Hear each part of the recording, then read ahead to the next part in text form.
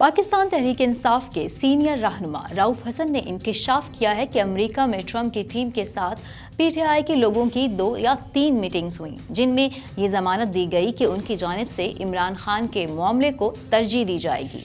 इस हवाले से मजीद क्या तफसीलात हैं, आइए आपको बताते हैं। निजी टीवी से गुफ्तगू करते हुए रऊफ हसन ने कहा कि ट्रंप की टीम की जानिब से जो कहा गया इसका क्या मतलब है ये हम नहीं जानते और ना ही इनसे कोई बराह रास्त राब्ता है। रऊफ हसन ने कहा कि हमने कभी ये उम्मीद नहीं लगाई कि डोनाल्ड ट्रंप के अमरीकी सदर बनने से इमरान खान आज़ाद हो जाएंगे। उन्होंने कहा कि हमने ट्रंप के हवाले से ना कोई उम्मीद लगाई थी और ना ही ऐसी कोई उम्मीद लगाकर बैठे हैं। रऊफ हसन ने कहा कि किसी मखसूस इशू या इमरान खान की रिहाई पर एस्टेब्लिशमेंट से कोई राब्ता नहीं, मामूल का इंटरेक्शन जरूर है। उन्होंने कहा कि हमने इमरान खान की रिहाई के लिए अदलिया, पार्लिमान और पुरअमन एहतजाज का सहारा लिया। ट्रंप के हवाले से जो बात की जा रही है इस हवाले से कभी पार्लिमानी पार्टी में भी बात नहीं हुई। मजीद अपडेट्स के लिए देखते रहिए vnews.pk।